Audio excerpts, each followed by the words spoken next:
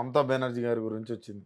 BJP ఒక నాయకుడు rate ఎంత అనే వ్యాఖ్యలు చేసిండు. అది ఎట్లా చూడొచ్చు మనం అసలు? అలా మాట్లాడే తీరు చూస్తుంటే ఎట్లా అనిపిస్తుంది? మీరు రాజకీయంగా మీరు కూడా ఉన్నారు. ఇలాంటి మాటలు ఒక రాజకీయవేత్త మాట్లాడుతుంటే ఎట్లా అనిపిస్తుంది? ఇప్పుడు సనాతన ధర్మంలో, భారతదేశ ధర్మంలో హ్మ్. మహిళకు ప్రాధాన్యత అంటారు. హ్మ్. ఇలా మణిపూర్‌లో జరిగుతుందేంటి? హ్మ్. ఉత్తరప్రదేశ్ అత్రాస్‌లో జరిగిందేంటి సంఘటన? అవును. దళితులపైన దాడేంటి? అవును. ఇవాళ మమతా బెనర్జీ పైన వ్యాఖ్యలేంటి? ఒక్కసారి ఆలోచన చేయాలి ఆ పార్టీ నాయకులు. హ్మ్. మనం మాట్లాడుతున్న మాటలేంటి? ఆచరిస్తున్న తీరేంది? హ్మ్. ఇవన్నీ ఆలోచన చేయకుండా ఏది పడితే అది మాట్లాడడం అనేది ఫ్యాషన్‌గా అయిపోయింది. భారతదేశ రాజకీయాల్లో ఒకే పార్టీ ఒకే నినాదమా? ప్రాంతీయ పార్టీలు బతుకుద్దా? ప్రజల ఎజెండాను నెత్తికెక్కువద్దా? ఇవాళ డీఎంకే బతలేదా తమిళనాడులో? కర్ణాటకలో జేడీఎస్ బతకలేదా? పశ్చిమ బెంగాల్‌లో తృణమూల్ కాంగ్రెస్ లేదా? జార్ఖండ్‌లో జేఎంఎం లేదా? ఒరిస్సాలో బీజేడీ లేదా? తెలంగాణలో కూడా బీఆర్ఎస్ గట్టినే ఉంటది. హ్మ్. చాలామంది కళ్ళుగంటా ఉన్నారు. స చాలామంది కళ్ళుగంటా ఉన్నారు. హ్మ్. మీరే అంటున్నారు తెలంగాణలో బీఆర్ఎస్ అట్లే ఉంటది అంటున్నారు గానీ, ఇళ్ళ నుంచి పోయిన నాయకులు అసలు పార్టీ నిర్మాణమే లేదంటున్నారు గదా! ఆ! ఇప్పుడు రాజకీయాల్లో హ్మ్. 65 లక్షల మంది సభ్యత్వం భారత హ్మ్. రాష్ట్రానికి ఉంది. హ్మ్. ఇవాళ పార్టీ వర్కింగ్ కేటీఆర్ గారు యువకుడుగా ఉన్నాడు. హ్మ్. ఒకవైపు మా పార్టీ జాతీయ అధ్యక్షులు కేసీఆర్ గారు ముఖ్యమంత్రిగా పనిచేసిన అనుభవం ఉంది. హ్మ్. కేంద్ర మంత్రిగా పనిచేసిన అనుభవం ఉంది. హ్మ్. ఈ రాష్ట్ర రాజకీయాలు 40 సంవత్సరాల రాజకీయ అనుభవం ఉన్న నాయకుడు. హ్మ్. తెలంగాణ ప్రజల పట్ల, తెలంగాణ అంశాల పట్ల సోయున్న నాయకుడు. హ్మ్. వారి తర్వాత ఇంకో నాయకుడు అద్భుతమైన నాయకుడు ఉంటే వీళ్ళకి అసలు నాయకులు లేనోడొచ్చే మాకు ఇప్పుడు పాఠాలు చెప్పినట్టుంది వీళ్ళకు. హ్మ్. వాళ్ళకు నాయకుడు ఎవరో తెలవదు వాళ్ళకు. హ్మ్. రేపు భవిష్యత్తు ఏందో తెలవదు వాళ్ళకు. హ్మ్. కాబట్టి శ్రీహరి లాంటి వాళ్ళు మారంగానే ఈ మాటలు అంటున్నారు. ఎవరైనా ఇప్పుడు రాజకీయాల్లో ఆయన అవకాశం కోసం ఆయన మారతాడు. హ్మ్. ఆయన బిడ్డకు అవకాశం కోసం మారినాడు. హ్మ్. వారే నెల రోజుల ముందు ఏం మాట్లాడారు? హ్మ్. సీఆర్ గారే నెల రోజుల ముందు ఏం మాట్లాడారు? అసెంబ్లీలో. మేము మేడిగడ్డ పోయినప్పుడు పవర్ పాయింట్ ప్రజెంటేషన్‌లో ఏం మాట్లాడారు? ఆ! ఓకే. రాజకీయాల్లో మీ అవసరాల కోసం పోయినారు. ఎళ్ళండి. కానీ హ్మ్. ఒక వ్యక్తి పోయినంత మాత్రాన వ్యవస్థ మొత్తం నష్టపోద్దనేది తప్పు. హ్మ్. కాబట్టి ఇయాల రాజకీయాల్లో జరుగుతున్న ఈ టెండెన్సీ ఏదైతే ఉందో హ్మ్. దీన్ని మనం ఆలోచన చేయాల్సిన అవసరం ఉంది. ఎవరు ఎందుకోసం పోతా ఉన్నారు? ఎవరు ఏ ప్రయోజనాల కోసం పోతా ఉన్నారు? హ్మ్. ఎవరు ఎందుకు పోయి దూషిస్తా ఉన్నారు? ఇవన్నీ కూడా ప్రజలు గమనిస్తా ఉన్నారు. అంత ఈజీగా ఏమి లేదు. ప్రజలేదో మొత్తము మనం చెప్పిన మాటలని మిర్రర్ టీవీ ద్వారా దూదిమెట్ట బాలయ్య చెప్పగానే ఇదంతా ఏదో వాస్తవమైనట్టు హ్మ్. ఇవన్నీ దీంట్లో ఇది ఇప్పుడు పాలేదో నీళ్ళేదో తేల్చుకునే అంటే అవకాశం అంశలెక్కనే ప్రజలు. హ్మ్. ప్రజలకేం తెలవదు నువ్వు అనుకుంటావు నేను అనుకుంటా. కానీ ప్రజలే చరిత్ర నిర్మాతలు.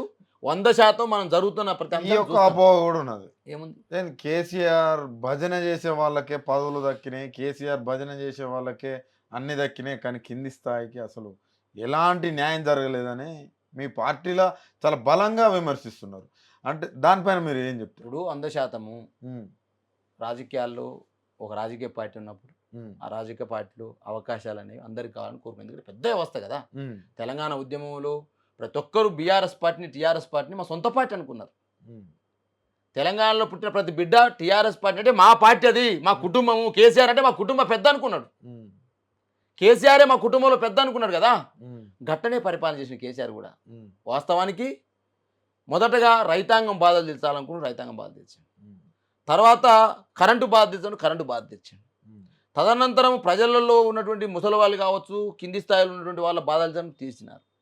తదనంతరం క్రమంలో పార్టీ నిర్మాణం చేసే క్రమంలోనే అధికారంలోకి కోల్పోయినాం మేము. హ్మ్. వాస్తవానికి ఒక పెద్ద కొడుకులాగా చూసుకునే క్రమంలో కిందికొచ్చే క్రమంలోనే అధికారంలోకి కోల్పోయాను వాస్తవానికి.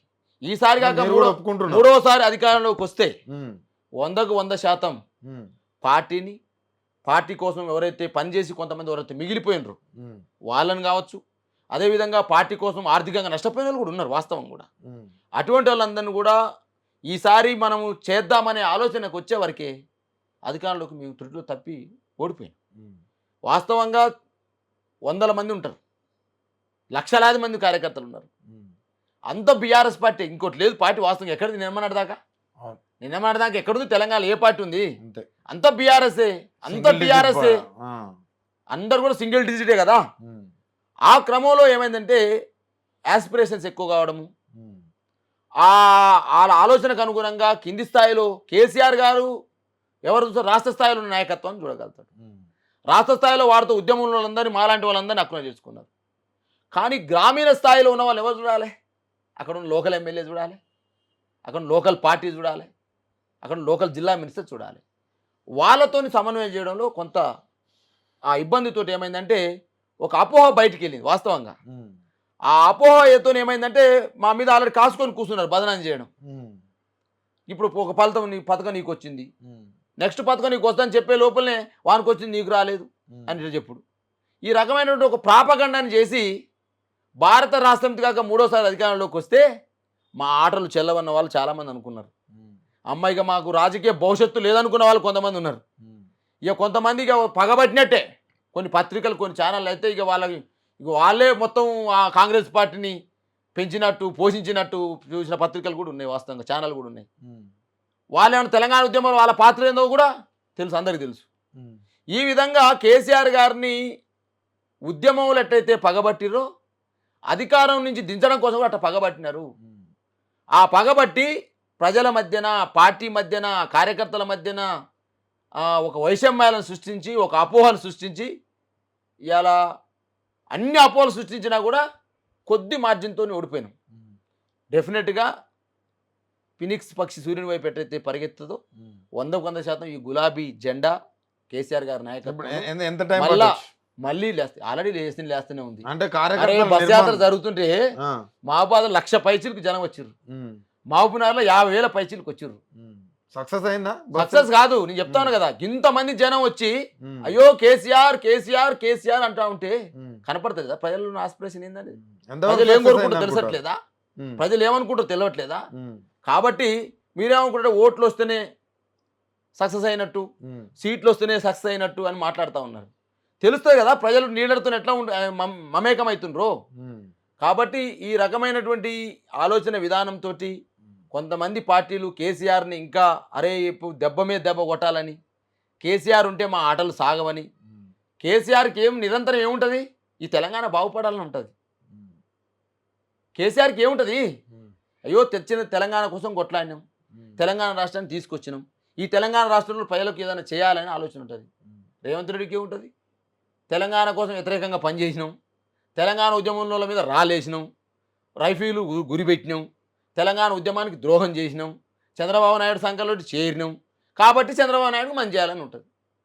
మా కేసీఆర్కి ఏముంటుంది, ప్రజలకు మంచి చేయాలని ఉంటుంది. దీనికోసం కొట్టానే కాబట్టి 100% తెలంగాణ ఉద్యమ ద్రోహులందరూ కలిసి కేసీఆర్ని మూడవసారి అధికారంలో రాకుండా చేసినారు. వాళ్ళు సఫలమైనారు. మేము మా నాయకుడిని కాపాడే క్రమంలో, మా నాయకుడిని ఇంకా ముందు తీసుకుపోయే క్రమంలో మేము విఫలమైనాం. వాస్తవం. ఎందుకు విఫలమైన దానికి ఆత్మవిమర్శ ఉంటుంది. అది పార్టీలో టీవీ ద్వారా చెప్పాల్సిన అవసరం లేదు. ఇలా అంతర్గత విషయం. ఓడిపోయినప్పటి నుంచి ఏ పార్టీ అయినా గెలిచిన పార్టీ సమీక్ష లేదు, మూడో స్థానం వచ్చిన పార్టీ సమీక్ష లేదు. మేము నిరంతరం ఇటును రైతు కోసం నల్లగొండలో ఏదైతే నాగార్జున సాగర్ శ్రీశైలం సంబంధించిన డ్యాముల్ని ఇలా కేంద్రానికి అప్పచెప్ప చూస్తూ ఉంటే, కేఆర్ఎంకి అప్పచెప్తా ఉంటే 1,00,000 మందితో జనం సభ పెట్టి జనం ఘోష, రైతు ఘోషను ప్రజలకు వినిపించింది, ప్రభుత్వాలకు వినిపించింది కేసీఆర్ నాయకత్వం. రైతు పంటలు ఎండిపోతా ఉంటే రైతు ధాన్యం కొనుగోలు చేయకుండా ఇలా కళాలలో తడుస్తూ ఉంటే, రైతు ధాన్యానికి మద్దతు ధర ఇవ్వకుంటే రైతు బోనస్ కోసం కొట్లాడింది కేసీఆర్ గారి నాయకత్వం. రైతు కన్నీళ్లు తుడడం కోసం భరోసా యాత్ర చేసింది కేసీఆర్ నాయకత్వం. రైతు నీళ్ల కోసం కొట్లాడుతుంది కేసీఆర్ నాయకత్వం. అరే బిడ్డ కాళేశ్వరం కుంగిపోయింది అంటున్నావు, పొంగిపోయింది అంటున్నావు, కూలిపోయింది అంటున్నావు, బిడ్డ డ్యామ్ సేఫ్టీ అధికారులు చెప్పారు నాయన బాగు చేయమని చెప్పారు. మాట కదా కేసీఆర్ చెప్పింది, ఫస్ట్ చెప్తుంది అది కూడా. అరే ఓ ప్రాజెక్ట్ కడుతున్నప్పుడు మంచి అయితే చెడైతురు నాయన, అట్టని దాన్ని కూలగొట్టుకుంటావా, దాన్ని పాడు చేసుకుంటావా? కేసీఆర్ మీద కోపం ఉంటే నా మీద చూపెట్టరా నాయన, డ్యామ్ మీద చూపెడుతున్నావు, కాళేశ్వరం ప్రాజెక్ట్ మీద చూపెడతా ఉన్నావు. ఎవడన్నా బాగు చేయలేడు, వాడు మంచి గట్టలేడు, వాడిని మళ్ళీ పిలుచుకొని దాని మీద సమీక్ష చేసి గదే చెప్పింది కేసీఆర్కి. ఎప్పుడైతే చెప్పిండో ఇప్పుడు వాళ్ళ డ్యామ్ సేఫ్టీ అథారిటీ కూడా అదే చెప్పింది, బాగా చేయమని చెప్పింది. సార్ కూడా అదే చెప్పిండు. ఎందుకు బాగా చేస్తలేరు అంటారు? కేసీఆర్ని బదనాం చేయాలి కదా, అంతేనా? ఇప్పుడు కాళేశ్వరాన్ని బాగు చేస్తే కేసీఆర్ని బదనాం చేయడం రాదు కదా. కాబట్టి మరి బదనాం చేయడం 2 రకాల బదనాలు ఉన్నాయి. వాళ్ళు బాగుపడాలి కదా, మరి కేసీఆర్ బదనాం కావాలి. బదనాం చేయాలంటే కొన్ని రోజులు ఆపాలి, ఆపినాక వాళ్ళకి వచ్చేటువంటి ఏం చేయాలి, ఆడ పోయి గాబర్ చేస్తున్నాయి కదా. ఏమొస్తాయి? బ్యాగులు వస్తాయి, మూటలు అదే, వస్తాయి. మూటలు అర్థమైంది. మళ్ళీ పోయి ఢిల్లీకి అప్పచెప్పి రావాలి. ఉమ్. ఎందుకు మరి ఇవాళ 140 రోజుల నుంచి చేస్తే ఇవాళ మన పంట ఎండిపోకపోవు కదా.